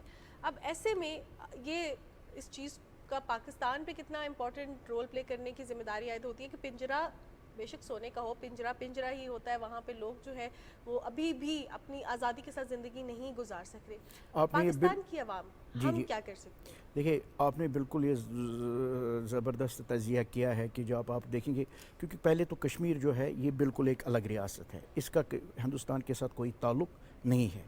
لیکن جو ہندوستان کی اپنی ریاستیں ہیں جو آپ نے بھی بات کی ہے, اگر اقلیتوں کی بات کی جائے گی, بلکہ جو ہندو نچلی ذات ہے وہ بھی وہاں پہ سیو نہیں ہے. اور جہاں تک تعلق ہے کرسچنز کا, سکھوں کا, جو باقی اقلیتیں ہیں مسلمانوں کا, یہ بالکل وہاں پہ یعنی سیف نہیں ہے. اور دوسرا جو آپ نے بات کی ہے وہ ہے کہ بھارت کا جو چہرہ ہے, اصل میں جو یہ سیکولرزم کا, پیس کا, ڈیموکریسی کا, اس کو سو کالڈ چہرہ جو ہے یہ اب آہستہ آہستہ انٹرنیشنل لیول پہ آشکار ہوا ہے. کیونکہ بھارت کا ایک جو پروپیگنڈا ہے اور مضبوط پروپیگنڈا ہے, لیکن کب تک مطلب نہ کہتے ہیں نا بلی خیر منائے گی. اب تو یہ چیزیں دنیا پہ واشگار ہوئی ہے. اور بھارت نے یہ جو دہشت گردی وہ ہمارے ساتھ کرتا ہے, ریاستی دہشت گردی ہے جو اپنے بھارت میں کر رہا ہے, ये अब इंटरनेशनल दहशत गर्दी में भी मुलवस है। यानी कतर की भी मिसाल हमारे सामने है, वो कनाडा की मिसाल भी हमारे सामने है, अमेरिका की भी मिसाल हमारे सामने है, बल्कि कनाडा के वज़ीर आज़म ने कहा है कि हमारे पास ठोस शवाहिद है। तो जहाँ तक पाकिस्तान का रोल का ताल्लुक़ है, कुदरती बात है कश्मीरी ये जो लाजवाल कुर्बानियाँ दे रहे हैं, पाकिस्तान ने ये जो अपना रोल जो वो निभा रहा है सफारती लेवल पे और जो बाकी चीज़ें हैं, इसको मज़ीद हमें मजबूत करने की ज़रूरत है और भारत का ये जो चेहरा है इसको वाजगार करने की ज़रूरत है। तो इसके लिए क्या हुर्रियत क़यादत लाहे अमल तय कर रही है, ख़ासतौर पर यौम इस्तेहसाल के हवाले से? यूरोपीय ममालिक में, बैरून ममालिक जो कश्मीरी मुकीम है, पाकिस्तानी मुकीम है, यहाँ तक कि हम देखते हैं कश्मीर की हिमायत में जो अक़लियतें जुल्म का शिकार हैं भारत के अंदर भी, वो भी उस दिन को मनाने के लिए बाहर निकलती हैं। तो लाहे अमल क्या तरतीब दिया गया है ताकि मज़ीद वाज़ेह पैगाम जा सके? देखिए, जहाँ तक जमाती हुर्रियत कॉन्फ्रेंस का ताल्लुक़ है, मकबूजा कश्मीर के जहाँ का तल्क़ हमारी सब लीडरशिप जो हैं वो गिरफ़्तार है। यानी कुल जमाती हुर्रियत कॉन्फ्रेंस के चेयरमैन मसरत आलम भट्ट साहब है, यासीन मलिक साहब है, शबीर अहमद शाह साहब है, नईम खान साहब है, शाहिदुल इस्लाम साहब है, मुश्ताकुल इस्लाम साहब है, और जो हमारी बहनें हैं फ़हमिदा साहिबा, ये नाहिद नसरीन साहिबा, और ये जो हमारी आसिया बाजी है, फ़ख्तू साहब है। यानी चोटी के जो हमारी कायदीन हैं वो पहले ही जेलों में बंद है, क्योंकि मकबूजा कश्मीर में हर तरह की पाबंदी है। जहाँ तक AJK का ताल्लुक़ है, APSC के ताल्लुक़ है, तो हम यहाँ पे सेमिनार्स, रैलीज़ मुख्तलिफ़ पाकिस्तान के शहरों में करते हैं और पाकिस्तानी अवाम भी हमारे साथ इसमें शामिल होते हैं और पाकिस्तान के गवर्नमेंट लेवल पे इस दिन को मनाया जा रहा है। तो इसलिए आप देखेंगे हर चौराहे पे, हर चौखट पे कश्मीर के हवाले से बैनर्स होते हैं और बाकी चीज़ें एक्टिविटीज़ होती है। जहाँ तक इंटरनेशनल लेवल पे तक का ताल्लुक़ है, जो भी कश्मीरी बाहर है वो भी इस दिन को मनाते हैं और भारत की जो एट्रॉसिटीज़ है उसको हाईलाइट करते हैं और भारत का ये जो नाजायज़ कब्ज़ा है उस हवाले से बात करते हैं, और जो बैनुल अक़वामी बरादरी है और अक़वाम मुत्तहिदा है उनकी तवज्जो मबज़ूल कराने के लिए ये सब एक्टिविटीज़ होती रहती है। बिल्कुल सही। सही। अच्छा, आपसे एट द एंड रिक्वेस्ट करूँगी कि कोई पैगाम देना चाहें हमारे स्टूडेंट्स के नाम, हमारे मीडिया पर्सनस के नाम, हमारे जो डिफरेंट फील्ड्स ऑफ लाइफ में काम करने वाले लोग हैं, क्योंकि अब मैंने देखा जब मैं खुद भी पढ़ती थी तो जो रिसर्च है, जो काम है टूवर्ड्स कश्मीर, वो बढ़ता जा रहा है, लोग आवाज़ उठा रहे हैं, और सिर्फ पाकिस्तान में नहीं, जो ओवरसीज़ पाकिस्तानी हैं वो भी इंटरनेशनल यूनिवर्सिटीज़ में आवाज़ उठा रहे हैं। तो कोई पैगाम उनको देना चाहिए? देखिए, एक दो पैगाम तो ज़रूरी है। आपने मीडिया के हवाले से बात की है। देखिए, PTV एक ही मीडिया तो नहीं है, ठीक है ना। यानी PTV के जो हम देखते हैं रोज़ प्रोग्राम्स होते हैं, पूरे पाकिस्तानी मीडिया से हम गुजारिश करते हैं कि कश्मीर जो है इसको कायदे आज़म ने फरमाया ये शहरक है, तो इनके ये जो कश्मीर के हवाले से वो अपना रोल अदा करे। जहाँ तक नौजवानों का ताल्लुक़ है तो ये ज़रूरी है कि वो पढ़ाई की तरफ ध्यान दे, वो रिसर्च की तरफ ध्यान दे, और वो इस जो आज़ादी है इसको बहुत बड़ी नियामत समझे, गनीमत समझे, क्योंकि वो कश्मीरी जानते हैं जो उनको 70 साल लगे अभी तक आज़ादी नहीं मिली, इसलिए इस आज़ादी की जो है उसको कदर कर लीजिए। बिल्कुल, जिनको नहीं मिल रही उनको पता है कि कितनी बड़ी नेमत है। बहुत शुक्रिया शेख अब्दुल मतीन साहब, आपके कीमती वक्त का हमारे साथ हुर्रियत रहनुमा शेख अब्दुल मतीन साहब मौजूद थे, जो कि यौम इस्तेहसाल कश्मीर के हवाले से बात कर रहे थे। हम बात कर रहे थे कि मुख्तलिफ फील्ड ऑफ लाइफ से रिलेटेड अगर हैं तो हमने इस पर काम करना है, और जब हम काम के हवाले से बात करते हैं तो रिजवान, हमने देखा होगा हम सब सोशल मीडिया का इस्तेमाल करते हैं रिगार्डलेस ऑफ आवर एज। बच्चे भी आजकल सोशल मीडिया यूज़ कर रहे हैं, बड़े भी यूज़ कर रहे हैं, बुजुर्ग भी यूज़ कर रहे हैं। इतनी हमारी डिपेंडेंस हो गई है सोशल मीडिया पर कि हमें लगता है कि कोई भी चला जाए, हम घर में अकेले भी हों, 10 घंटे अकेले रहना हो, हम मोबाइल के साथ ज़िंदगी गुजार लेंगे। अक्सर बुजुर्गों को देखें ना, तो जो जिनको आदत नहीं होती मोबाइल की, तो बहुत सारे बच्चे तो ये सवाल करते हैं कि ये अपना वक्त गुजारते कैसे। हम सोशल मीडिया ख़ुद से बुरा नहीं है, इसका इस्तेमाल इसको अच्छा या बुरा बना देता है। हम देखते हैं कि बहुत सारे ऐसे ममालिक हैं जहाँ पर सोशल मीडिया के हवाले से कवानीन मौजूद हैं, फिर लोगों को बताया गया है कि कितना स्क्रीन टाइम उन्होंने रखना है, कितना स्क्रीन टाइम नहीं रखना, आपके जो मेंटल हेल्थ है वो कितनी इंपॉर्टेंट है। इसी पर हम बात करेंगे। हमें लाइफ कोच हैं फ़राह खान, उन्होंने ज्वाइन किया है। फ़राह खान साहिबा, बहुत शुक्रिया, अस्सलाम वालेकुम, थैंक यू वेरी मच, आपने वक्त दिया। अब बात करें सोशल मीडिया के इस्तेमाल के हवाले से। सबसे पहले दिन का आगाज़ होता है, कितने मैसेजेस हैं या कितने नोटिफिकेशंस हैं, दिन का इख्तिताम होता है, अब शॉर्ट्स चल रहे हैं, रील्स चल रही हैं, social media centre of life बन चुका है, कितना नुकसानदेह है? सबसे पहले आपने कहा कि दिन का आगाज़ होता है। अब वो दिन का आगाज़ पहले हुआ करता था 7 बजे 8 बजे, अब वो दिन का आगाज़ कम से कम दिन 12 बजे हो रहा है। क्यों? कि पूरी रात हमारी तकरीबन गैजेट्स पर गुजर रही है, यंग जनरेशन की गुजर रही है। ہم جو ایک 90s میں رہے اور ہمارا ایک وقت تھوڑا سا مطلب تھوڑا پہلے کا جو وقت تھا وہ اس حوالے سے اچھا تھا. اگر میں یہ کہوں کہ ہمارے لیے ایک دن جو تھا وہ ایک ہفتے کے برابر تھا. آج کی جو جنریشن ہے اس کے لیے ایک ہفتہ بھی ایک دن کے برابر ہے. وقت اتنا زیادہ اس میں ایک برکت نہیں رہی. آپ یہ بھی کہہ سکتے ہیں کہ اب اس طرح یوٹیلائز نہیں ہو رہا. استعمال میں دو چیزیں آ جاتی ہیں. ایک استعمال آ جاتا ہے, ایک بے دریغ استعمال آ جاتا ہے. کوئی کھانے کی چیز ہے, آپ کھائیں گے, آپ کو بھوک لگی ہے, وہ آپ نے کھائی تو یہ آپ نے استعمال کیا. اگر آپ نے اوور ایٹنگ کی تو وہ بے دریغ استعمال کیا, جس کی آپ کو ضرورت نہیں تھی, آپ نے وہ بھی کھایا. صحیح. اور وہ کھانے سے آپ کو تکلیف ہی ہوگی. اب سوشل میڈیا کے ساتھ بھی پرابلم یہ ہے کہ اب میں اگر آپ سے بھی پوچھوں کہ اسکرول کرتے وقت یا اسے جب آپ بہت دیر تک دیکھتے ہیں, ایک تو آپ اس میں آئسولیٹ ہو جاتے ہیں, آٹومیٹکلی یوں لگتا ہے آپ ایک سیل میں قید ہو گئے, یا آپ خود نہیں کرتے, یہ ہوتا ہے کہ آپ کا برین انسائڈ دا سسٹم ہوتا ہے. اس کے ساتھ جو ایک چیز آتی ہے وہ آتی ہے تھکن, انگزائٹی, اور اکثر اوقات ایک فرسٹریشن. آپ کو کوئی اس دوران ٹوکے, آپ کو اپنا کانسنٹریشن توڑنا پڑے. شاید آپ کے اندر تو کم ہوگا, یہ بچوں میں بہت زیادہ ہے. صحیح. بچوں میں یہ چیز کیوں ہے کہ پہلے جب بچے پیدا ہونے کے بعد ایک ایسی ایج میں آتے تھے جب وہ شعور میں قدم رکھتے تھے, تو ان کی مدرز ان سے بات کرتی تھی, انہیں وقت دیتی تھی, کہانیاں سنائی جاتی تھیں, قصے سنائے جاتے تھے, وہ اپنے بزرگوں سے بات کرتے تھے. ایک فیملی سسٹم تھا. سب سے پہلے تو ہم نے اسکویز کر دیا فیملی سسٹم کو.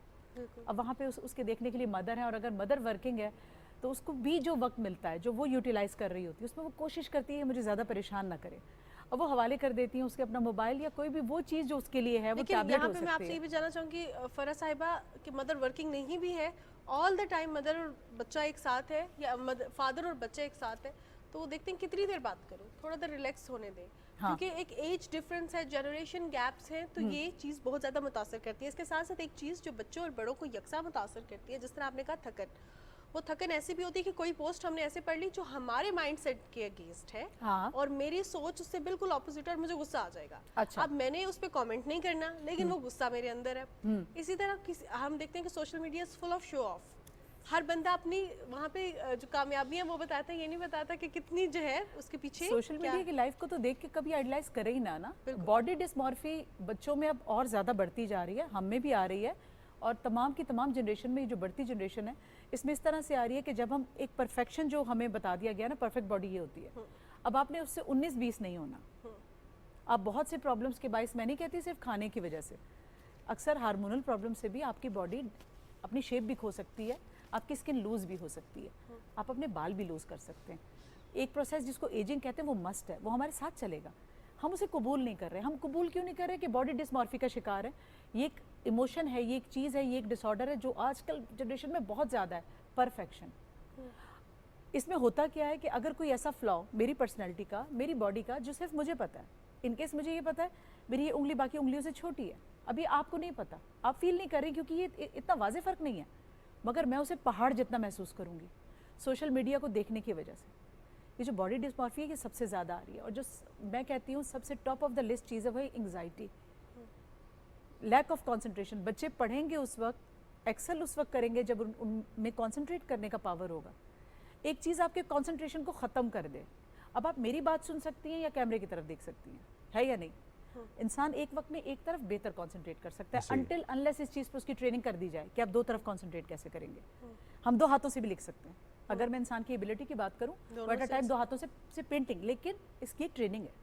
ٹریننگ کے بغیر آپ وہ کام نہیں کر سکتے. تو جو کام آپ کو نیچرلی کرنے کے لیے ایک لمیٹڈ اس میں آپ کی جو حد ہے, اس میں کیا آپ ایک ہی طرف کانسنٹریٹ کریں گے, آپ اس کی بھی بات سنیں, میری بھی سنیں. اب ہم دونوں ایک ساتھ بولنا شروع کر دیں, آپ کو کسی کی بات سمجھ نہیں ایسا ہی.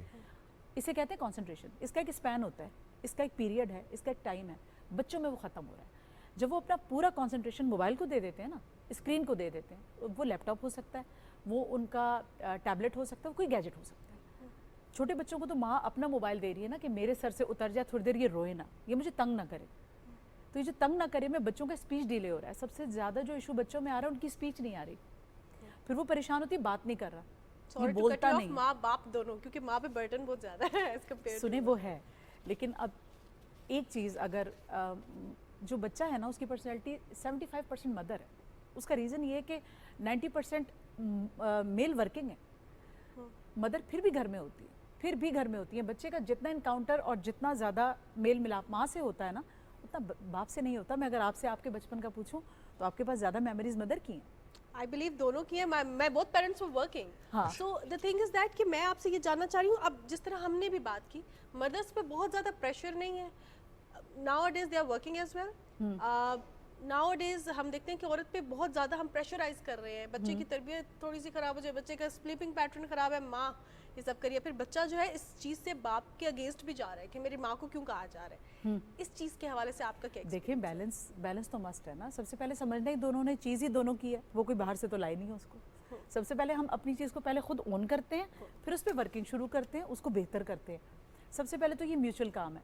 मैं अभी फिर यही कहूँगी कि इतना ज़्यादा फादर मोबाइल हाथ में नहीं देते, बल्कि वो टोकते हैं तो मोबाइल पे क्या करेगा, इसके हाथ में मोबाइल इसलिए वो विलन भी होते हैं। लेकिन क्या होता है कि मदर्स आजकल ना वो baby shark do do do do देखने के चक्कर में बच्चों को नहीं पता कौन कौन से एड्स पॉपअप हो रहे हैं। ऐसे ही किताब का और गैजेट का क्या डिफरेंस है पता है? हमारे बच्चों से जो किताब दूर हो गई वर्ल्ड ओवर, मैं सिर्फ पाकिस्तान की बात तो नहीं कर रही, ये बीमारी यहाँ तो नहीं है, ये तो एक इंटरनेशनल डिजीज़ है। ये जो सोशल मीडिया इंटरनेशनल डिजीज़ है। किसी ने कहा था कि काना मुझे भाई भी ना, और काने बिना चैन आए बिना, हम ना इसके बगैर रह सकते हैं, तो ना इसके साथ जी पा रहे हैं। बैलेंस हमने खुद क्रिएट करना है। अब ये चॉइस हमारी है, आग है हमारे पास, उसका एक यूज़ है ना, हम उससे खुद को जला लें, हम उससे खाना पका लें, कंस्ट्रक्टिव काम कर लें, डिस्ट्रक्टिव। तो फरा साहिबा हल क्या है इसका? हल क्या है? क्या करें? पेरेंट्स क्या करें, बच्चे क्या करें? अब मैं ये कहूँगी कि बैलेंस में यूज़ करें, तो आप कहेंगे बैलेंस कैसे आए? तरीक़ेकार ये है, अनअटेंडेंट मत छोड़ें बच्चों को। सही। हम जो सबसे बड़ी गलती कर रहे हैं, देखिए मैं ये बिल्कुल नहीं कहूँगी बच्चों को मोबाइल देना छोड़ दें। उनका काम आजकल, अगर वो क्लास नहीं ले रहे तो ऑनलाइन क्लास लेंगे, वो गैजेट पे लेंगे। बिल्कुल सही। छोटे छोटे बच्चों को पता है ऑनलाइन क्लास कैसे होती है, वो MS टीम्स पर हो रही है या वो जूम पर हो रही है, किसी पर हो रही है, उसे वो इस्तेमाल तो करेंगे, लेकिन आप ये कैसे सिखा सकेंगे बच्चों को जब तक आप उन्हें गाइड नहीं करेंगे कि जो चीज़ पॉपअप हो रही है उसे आपने देखकर इग्नोर कैसे करना या उसे हटाना कैसे। फिल्टर्स कितना ज़रूरी है लगाना, कितना ज़रूरी है? हम नहीं फिल्टर कर रहे हैं, हमने हाथ में दे दिया, हम ना हिस्ट्री चेक कर रहे हैं बच्चों की। आपसे ज़्यादा पता है बच्चों को हिस्ट्री डिलीट करने का। मैं उन मदर्स पे हैरान हूँ, आप एक ऐसे बच्चे को जो अभी एडल्ट नहीं हुआ उसके हाथ में मोबाइल दे देते हैं, मैं तो कहती हूँ जलता अंगारा रख दें, वो ज़्यादा बेहतर है कि जो वो खराबी पैदा पता ही नहीं है, नैरेटिव अंगारा इतना डैमेज नहीं करेगा, ये मोबाइल जितना डैमेज कर देगा। जो कुछ लड़के लड़कियां आजकल मोबाइल पर, सिर्फ एक मोबाइल पर कर रहे हैं, आपके इमेजिनेशन से बाहर है वो चीज़, पेरेंट्स को पता भी नहीं होता। अच्छा, और किस चक्कर में वो किया जा रहा है, इस बात को वो इग्नोर करते जाते नहीं। हम बहुत समझदार पेरेंट्स हैं, पता है, हम बच्चों को बहुत स्पेस देते हैं, हम बहुत understand, this is not understanding. Understanding पता है क्या होती है? आपकी मदर आपको यहाँ बिठा के बात करे आपसे, ये थोड़ी आपको छोड़ दे। अंडरस्टैंडिंग बातचीत से होती है या किसी को मादर पिदर आजाद छोड़ दे? कम्युनिकेशन से होती है। आपने फराह खान साहिबा, सॉरी, खान जैसे साहब ही होते हैं usually. But thank you so much Farah साहिबा, आपकी कीमती वक्त का। और रिजवान, ये बड़ी इंपॉर्टेंट चीज़ है कि अंडरस्टैंडिंग और अंडरस्टैंडिंग, और इस हवाले से वी वर टॉकिंग समडे, तो हमारी प्रोड्यूसर ने एक बड़ी अच्छी बात की कि बच्चों को अपने साथ एंगेज करना चाहिए, काम पे लगाना चाहिए, और इट इज़ वेरी इंपॉर्टेंट कि आप किचन में जा रहे हैं तो बच्चों को देख के अपना जो है थोड़ा सा उनके साथ काम करें, ताकि वो थोड़ा सा सोशल मीडिया से डाइवर्ट हो, फिजिकल एक्टिविटी। माशाल्लाह इतनी एनर्जी होती है बच्चों में कि वो एक्टिव होते हैं। जैसे ही वो आप देखें उनके दिन का आगाज़ होता है, वो फिजिकली उनमें एनर्जी इतनी ज़्यादा होती है, वो कुछ ना कुछ करते रहते हैं। जैसे हम बड़े थक जाते हैं ना, हम आज कह दिया बड़े, लेकिन वैसे तो हम बच्चे ही हैं, लेकिन जब बड़े बच्चे थक जाते हैं जिन चीज़ों से, कुछ देर के बाद रेस्ट चाहिए होता है, बच्चे नहीं थकते, उनकी वो तमाम तर चीज़ें वैसे ही चलती रहती है। तो उस एनर्जी को यूज़ करना, यूटिलाइज करना, क्योंकि एनर्जी डिस्ट्रॉय नहीं होती, ये ट्रांसफॉर्म होती है। जनाब, प्रोग्राम का सिलसिला हम आगे बढ़ाएंगे, लेकिन एक ब्रेक के बाद।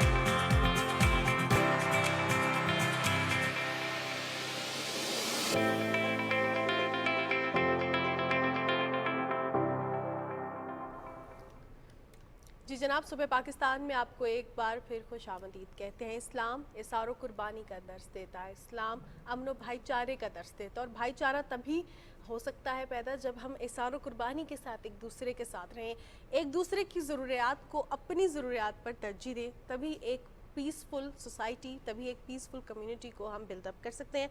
अभी भी हम प्रोग्राम में इसी हवाले से बात करेंगे क्योंकि सबसे ज़्यादा ज़रूरत है वक्त। बिल्कुल, अल्लामा नईम उल हसन नकवी साहब ने हमें ज्वाइन किया है स्टूडियोज़ में। अल्लामा साहब बहुत शुक्रिया, आपने वक्त दिया। अस्सलाम वालेकुम। अल्लामा साहब, इसार और कुर्बानी क्या सिर्फ जान और माल की कुर्बानी का नाम है या इसमें कुछ और चीज़ें भी शामिल होती हैं? बिस्मिल्लाहिर्रहमानिर्रहीम। एक तो आपका शुक्रिया कि आपने मौका दिया है।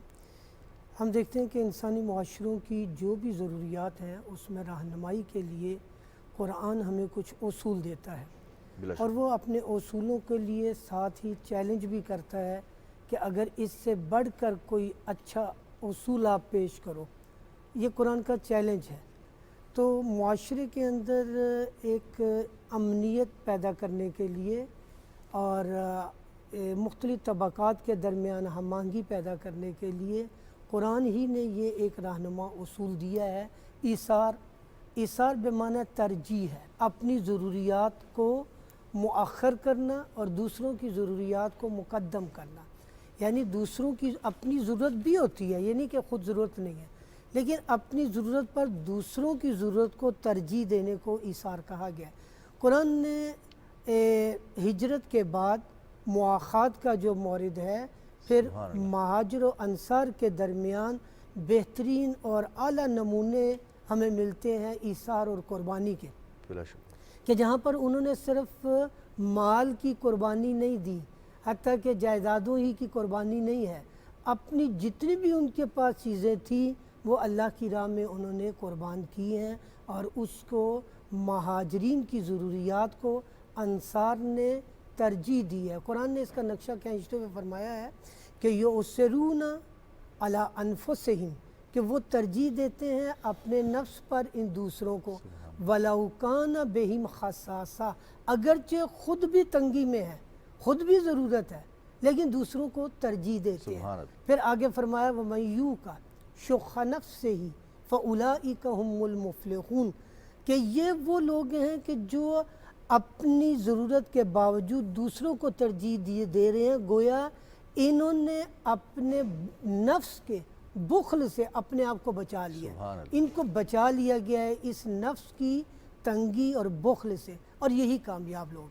सही। तो अल्लामा साहब, मैं आपसे ये भी जानना चाहूँगी कि जब हम इसार कुर्बानी के हवाले से बात करते हैं तो इसका अज्र क्या है? क्योंकि अक्सर औक़ात अपनी ज़रूरत को पीछे रखना और किसी की ज़रूरत को तरजीह देते हुए हम सोचते हैं कि हमें क्या मिलेगा, हमें क्या फ़ायदा होगा, तो इसका अज्र क्या है और इसके साथ साथ क्या अल्लाह ताला फिर हमें भी वो चीज़ दे देते हैं? हमारी फितरत में है इसार करना, बस को तो हमारी और शख्सी अगराज़ हमारी फितरत पे गालिब आ जाती हैं और ये जज्बा दब जाता है। इस वक्त हमारे मुआशरे के अंदर ये जज्बा इसार नापैद है। आप ट्रैफिक के उसूलों में देखें, जो आप कह रहे हैं कि हमें क्या फ़ायदा होगा, अगर मैं दूसरों को तरजीह दूंगा तो मैं भी ट्रैफिक में बर वक्त कहीं निकल जाऊंगा। आप हॉस्पिटल में चले जाएं, सारे मरीज़ हैं, लेकिन अगर हम तरतीब को ख्याल रखेंगे, बारी का ख्याल रखेंगे, तो सारों को डॉक्टर विज़िट कर लेगा, वरना जो बाद में आने वाले हैं सफारशी हैं वो दूसरों के ऊपर चढ़ दौड़ते हैं। तो मुआशरे के अंदर हम देखते हैं कि हर जगह हर शोबे ज़िंदगी में इसार है।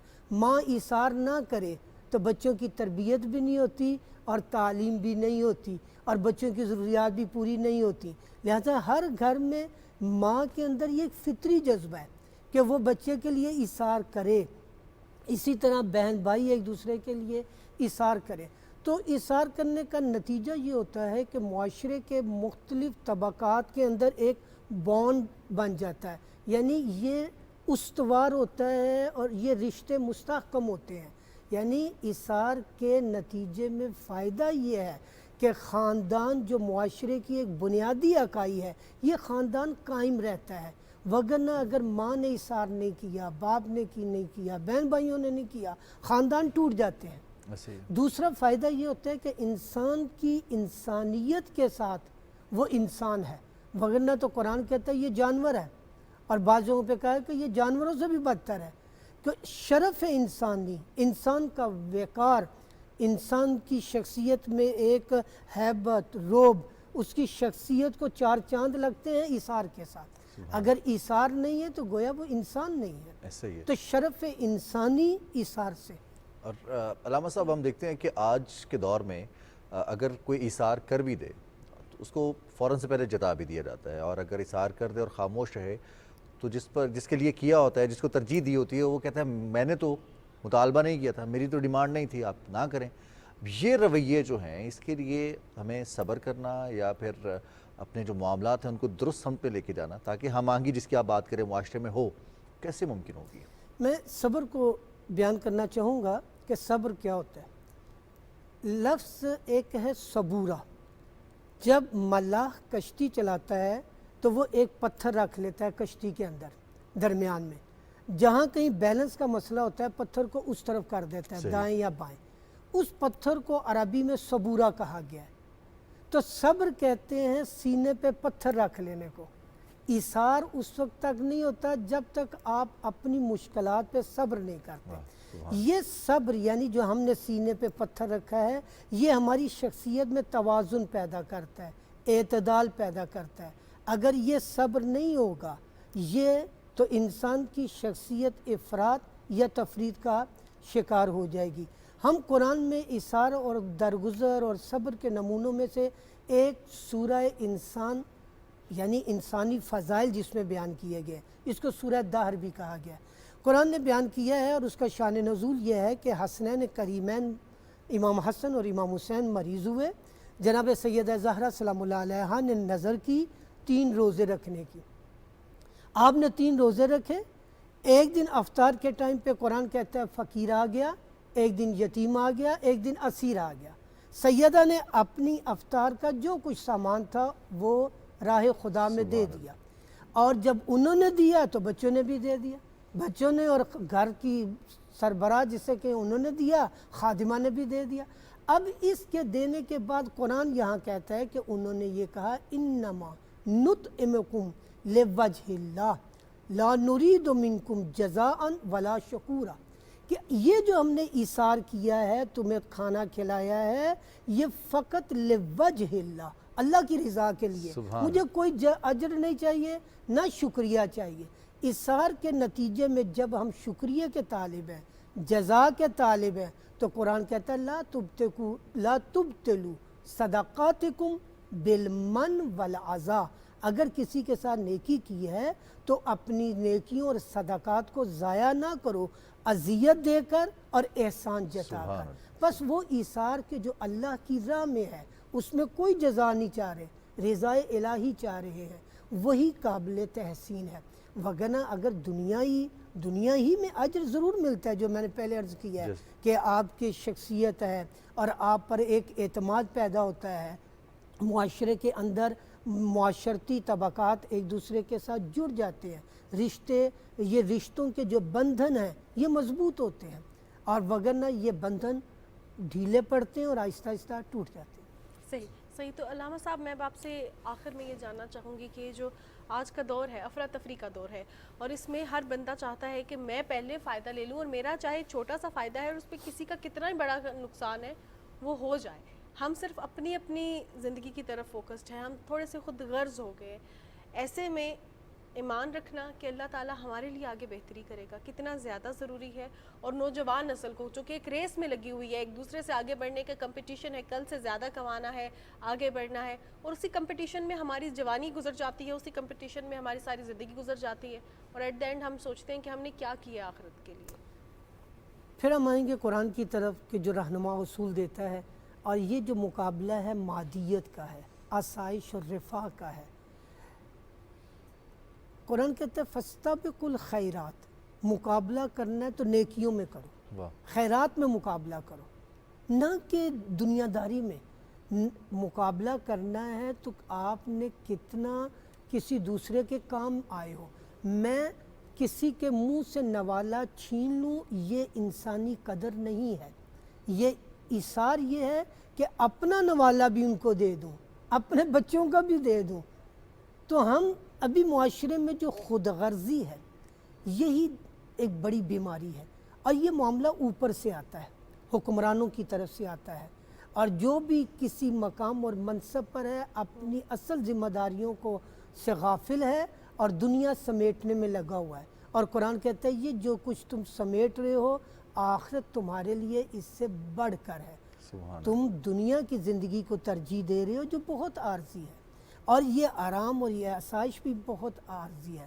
تم نے اگر مقابلہ کرنا ہے تو ایثار میں مقابلہ کرو، نیکیوں میں مقابلہ کرو، ان میں مقابلہ کرو گے تو زندگی میں بھی، اس دنیا میں بھی اور اگلی دنیا میں بھی بلا کامیابی شبہ، اور یہ ترجیحات جو انسان کو اللہ تعالیٰ نے عطا کی ہیں، انسان چوائس کر سکتا ہے، یہی وہ چوائس ہے جو انسان کو اشرف المخلوقات بناتی ہے، کہ اللہ تعالیٰ کے ہاں انسان کا اثار کا جذبہ، قربانی کا جذبہ جو ہے وہ اللہ تعالیٰ کے اوپر توکل کرنے کا ایک اظہار بھی ہے۔ اور بڑی سمپل سی بات ہے مہنور کہ ہم اگر آسانیاں پیدا کریں گے تو الٹیمیٹلی وہ آسانیاں ہمارے لیے ہی آسانیاں بنیں گی۔ بالکل جناب، جو آپ دنیا کو دیں گے وہ آپ کے پاس واپس آئے گا، مشکلات دیں گے تو مشکلات کہیں نہ کہیں آپ کی اپنی زندگی میں آئیں گی، اچھی نیت رکھیں گے، آسانیاں پیدا کریں گے تو رب تعالیٰ آپ کی راہ آسان کریں گے۔ پروگرام کا وقت ختم ہو گیا ہے، اپنی میزبان ماہنور قریشی اور رضوان علی احمد کو اجازت دیجیے، اپنا بہت سا خیال رکھیے گا، آپ سے ملاقات ہوگی اگلے ہفتے، اللہ حافظ۔